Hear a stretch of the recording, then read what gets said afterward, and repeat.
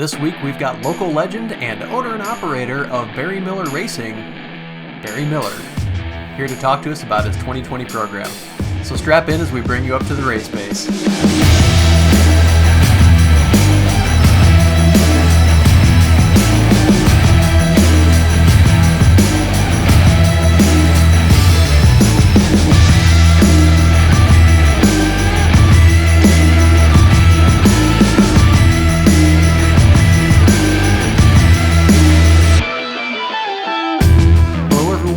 Welcome back to Race Pace, sponsored by CW Motorsports. I'm Doug. And I'm Chad. And we are getting so close to racing, I can practically taste it. In fact, they actually did race down at Texplex this weekend, and we'll try and get you some of that information as soon as we have it, which we don't have anything right now. But we've got something even better than racing. We actually have the man, the myth, the legend, Barry Miller with us on the show today. And the Barry, law. I know, like, Kyle Cheney was pretty sweet land, but this tops that. I appreciate every bit of that. We're done. The show that cut it. Close it down right now. Close it down. Well, Barry, we really do appreciate your time, and just wanted to give you a chance to come on here and tell everybody what you've been up to. And I guess, first of all, how are you coping with the stay-at-home order? Of course, I believe, correct me if I'm wrong, you're one of these essential people. Yeah, I guess if you want to call me essential. Maybe I think my mom would tell you I'm essential, but work is still the same for me. I work out of home to begin with, right? So no major changes for me on that front, but a lot of boredom, some melted tires in the driveway and through the neighborhood. Yeah, maybe I saw a video of that. I did love that line that if you don't know who the loud neighbor is, it's probably you. Yeah, right. That's I try to keep that to a minimum, but sometimes I can't help myself. So I make sure that I'm overly polite to all the neighbors. And in that video that you guys seen, I had one of my neighbors with me. He jumped in and wanted me to take him for a spin. So I said, sure, we'll do that. And so I think he enjoyed himself. That's awesome. Not sure if he'll jump back in, but he enjoyed himself. See, Barry, the bad thing is here around the Shoemaker compound, we're all the noisy neighbors. That is very, very true. Yeah, it's maybe if I had a muffler on the cars, that would be a little bit different. I think I could get away with it, but I think you can kind of hear the cars from quite a ways away. And again, I try to be the good neighbor. Sometimes it doesn't work out. Just take care of it around Christmas time. All right. Yeah. I'll try to do that. But yeah, anything that I could do to keep the neighbors happy. Well, speaking of the Barry Miller signature exhaust, you've got a new build for this season. Why don't you tell us a little bit about what you've got going on? Yeah, I shifted some things here for this year. So, we grabbed a 2020 Can-Am Maverick X3 XDS Turbo RR, and I don't know if you can get any more letters in that title or not. So we got one of those when they were first coming out, and we've got that built. It's sitting in the garage. I like to go out and stare at her and tell her it'll be okay, that we'll get to play someday. And so I had the RS1, which was just something that I wanted to try that was different.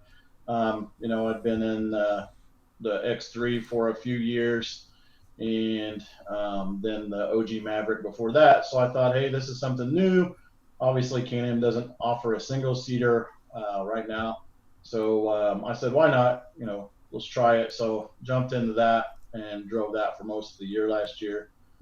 And liked it. The RS1's great machine, but I'm back to my roots. I've got rid of the RS1 and then actually picked up another 2018 Maverick X3 Turbo that we're in the process of building right now. So the plan is hopefully to have a woods car and then a short course car.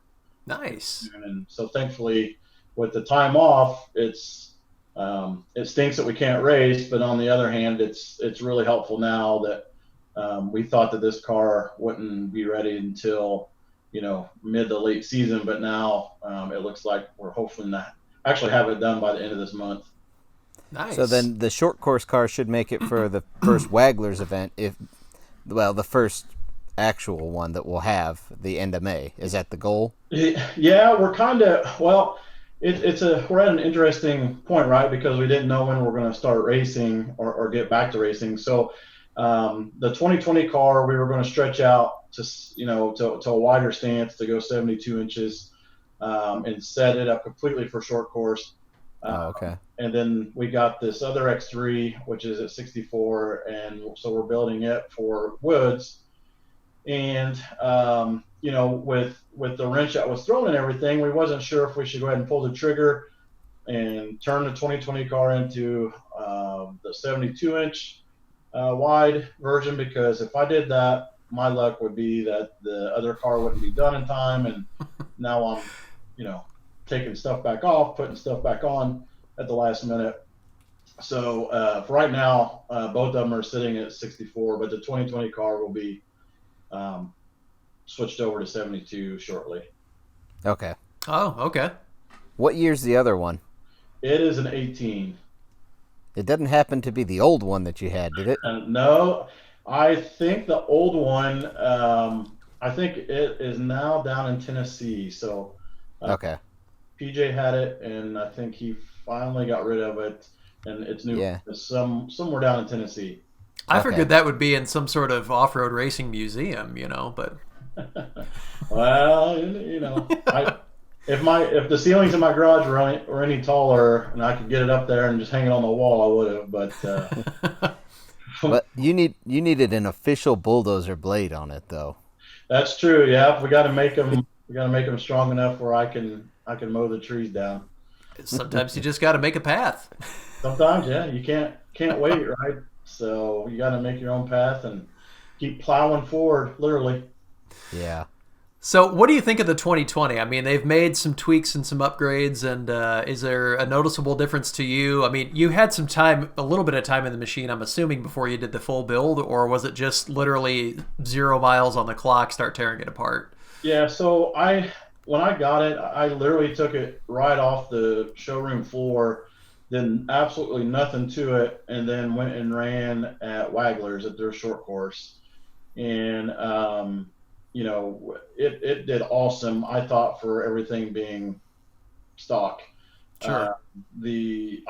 I felt a difference in the way that the car took off as far as the power that it had. It seems like the turbo is engaged and built boost a lot sooner than the older cars. So I was pretty happy with it. We were actually doing well against some built cars. Actually, my old purple car was out there as well. Oh, nice.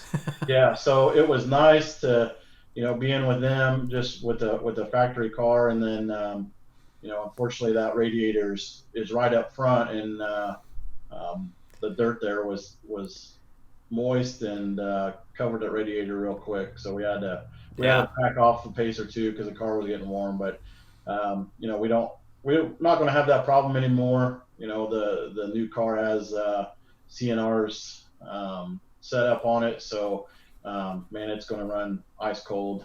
So looking forward to that. You taking notes, Chad? You haven't done your radiator relocate yet. I haven't, I know. I was thinking about that the other day, and that's really something I need to do prior to starting the short course.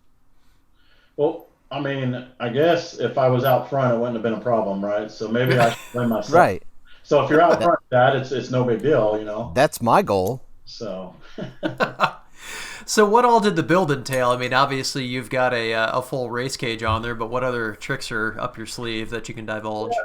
So, yeah, we did a lot of safety work on the 2020 car, with an expanded metal firewall to ensure that, I'm safe and whoever's riding with me is safe.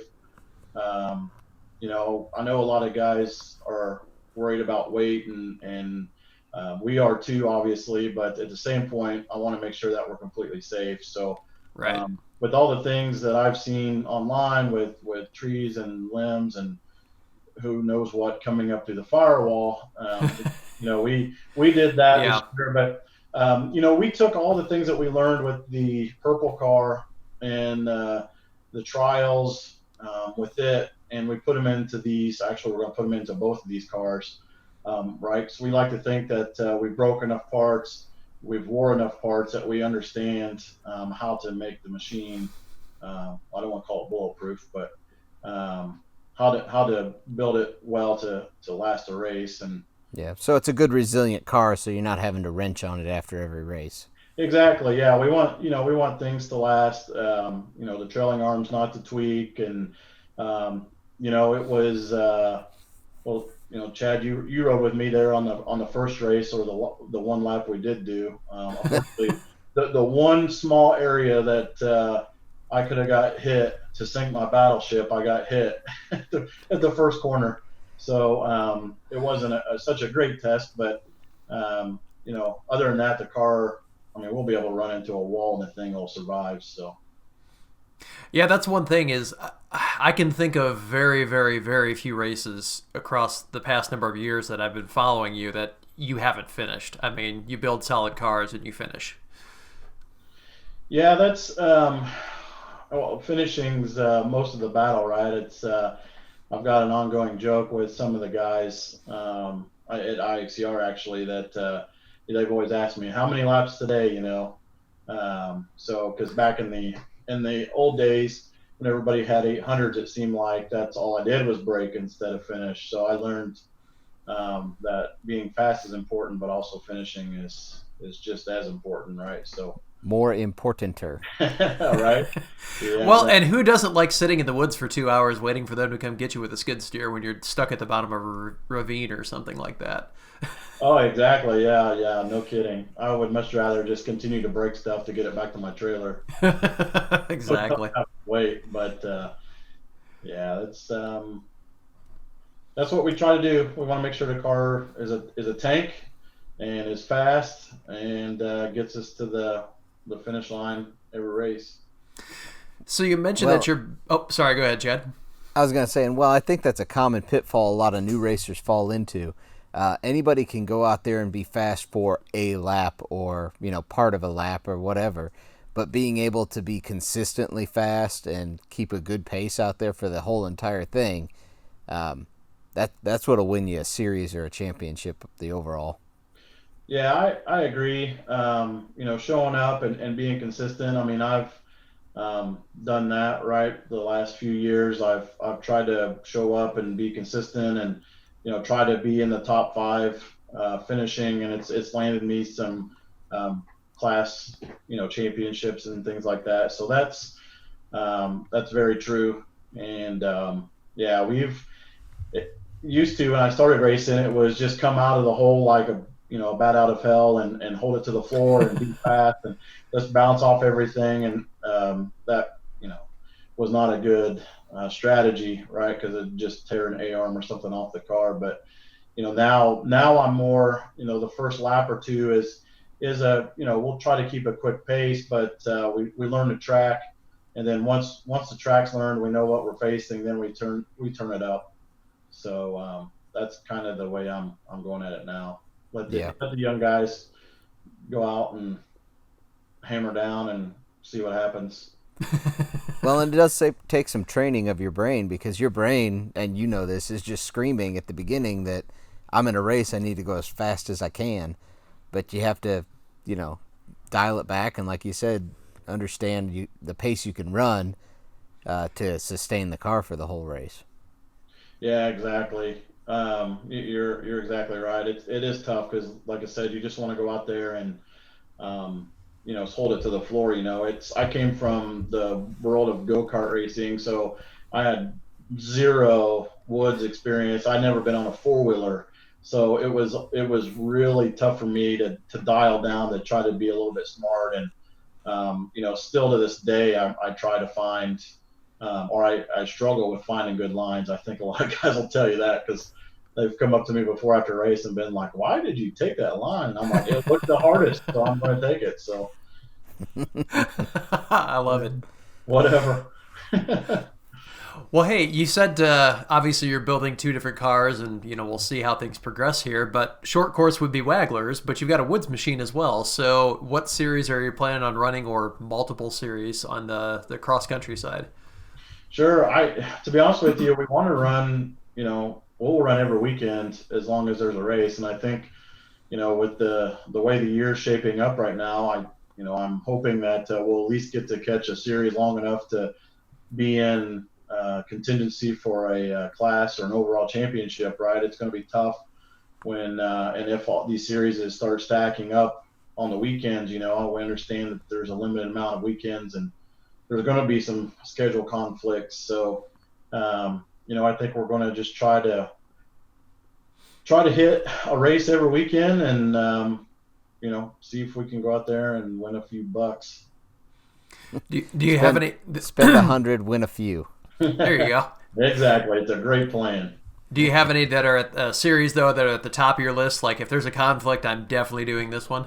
Yeah. So, MWXC, that's my number one. I'll definitely go to them. They'll rule out all the other ones. Andy does a great job. It's not a knock on any of the other series. Everybody I think does a great job, and I know it takes a lot of time and effort to put stuff like this together, and it's awesome that they do that. And I know we tear up a lot of stuff, and they have to fix everything and all that good stuff. But Midwest has been really kind to me, and I try to give back to them, and they give to me, and so they've kind of got my favoritism when it comes to if there's more than one place to race on a Saturday. That's awesome, and I think it's something that gets overlooked is kind of the two-way relationship between a racer and the series. And people that complain no matter where they go, honestly, they're missing out on a lot of what racing has to offer. I mean, there's more than just the physical track, and there's more than just the one race. And developing those kind of relationships and the partnerships that can happen from that, it's a good thing, and it's a two-way street, and you take care of each other, and that makes the whole experience that much better. Yeah, exactly. I mean, it's I would fully agree with you on that. It really does. And I've just had a really great experience at Midwest, and I've done the whole shot awards for the UTVs at Midwest the last few years, and again this year BMR will do that again. Nice. For the rows that do not get a payout. They alternate those rows, so it might be a heavy or a light class. The guys that are racing and won't be in contingency for any of the money if they podium, but maybe $50 will help fill their gas tank up on the way home or something. Yeah. Every little bit helps, because I don't care if you're racing an old 800 that you only paid $3,000 for, it's still an expensive hobby. Oh yeah, but it's such a it's a blast, it's a thrill, and that's why, like right now it's tough not to just go and get the car and want to be gone all the time, and wherever I can find a place to drive it, let's drive it. Absolutely. Yeah. Oh, yeah. Sorry. Go ahead, Chad. I was going to say, I'm going to try and set something up here in the next few weeks, hopefully, to get a bunch of you racers out here. I got my new short course set up out here pretty well. It's not perfect yet, but I mean, I think I'm just like you. Anytime I can get the car out and get with some other guys, and even if it's just us racing against each other out here on my property, it's a fun time. Yeah. So how's the pond jump coming? Has that been integrated into the course yet? It's the jump's not quite big enough yet. Do not roll that jump. No, you want to be flat out when you hit that one. We'll let you go first, Chad. Show us the way. Yeah, we'll let you go first. There There will be no pond jump. Oh, come on. Okay, season 2. We'll do that for season 2. Okay. Hey, if we get a really, really cold winter, we could do pond racing once that freezes over. That could be part of the track. Yes, I could integrate that easy enough. That would be cool. We'll find out who's got the heaviest machine. Steve Mueller. It's always Steve Mueller. It's always Steve Mueller. He builds them heavy. He just does. Yes, he does. Well, he doesn't want them to break either, right? He wants them. No. He's another one that, like we said, he finishes all the time. Yeah. Yeah. I mean, they're built like tanks. They always survive. I mean, almost always. He had a bad run on axles there a year and a half ago. But, like, he just builds them to survive. But, man, they're just always heavy. Yeah. You can feel it. You can feel it in the corners. If he figures out those hose clamps and he understands how to tighten them down, I mean, he might be good at this next race. Steve, you've been called out. We might have to have Steve on next week now. Yeah. I know. I haven't seen Steve for a long time, so I'm missing Steve too. Slippery Steve Mueller. Yeah. Well, and he's in Illinois, so he's grounded until the end of the month. So. Yeah, he can't come play. Can't come out and play. Too bad. Well, hey, Barry, if people want to learn more about your program or follow your racing career or any of that stuff, where's the best place to do that? The best place is go to Facebook and just look up Barry Miller Racing. Or, you can hit me up directly. But Facebook, on Instagram, it's Miller Racing 336. Always, happy to help people who want to get into the sport or have questions about cars or questions about, performance parts or where to get this or where to get that. Always more than happy to help. I want to kind of pay it back. I was that guy at one time asking, the guys I was racing with, how do you do that and how do you get this and picking brains. So that's the best thing or the best place to get a hold of me at. That's awesome, man, and greatly appreciated.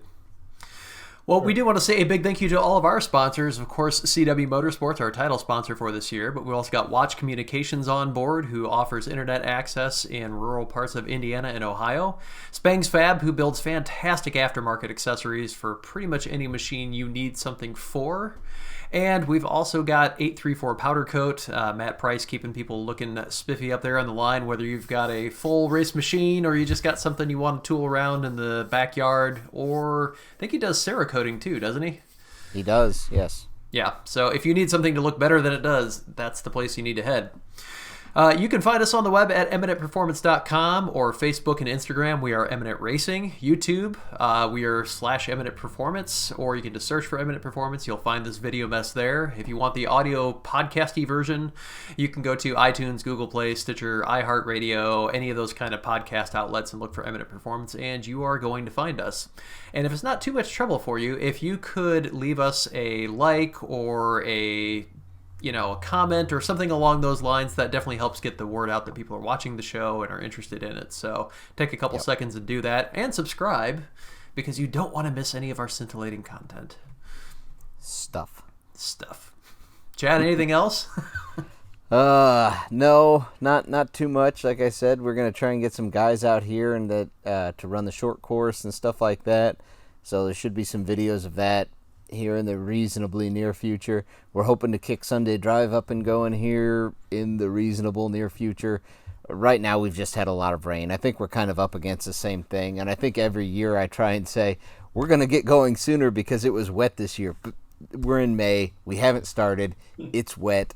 I don't see us starting right away either. No, we're probably going to be back into June again, but we may have some interesting guests on Sunday Drive this year, so we'll see. We'll see what we can pull out of our hat. Or wherever we were pulling that out of. Somewhere. Anyways, Barry, thanks again for your time. We really appreciate it. And everybody out there, thanks for riding along with us. Thanks, guys. Thank you.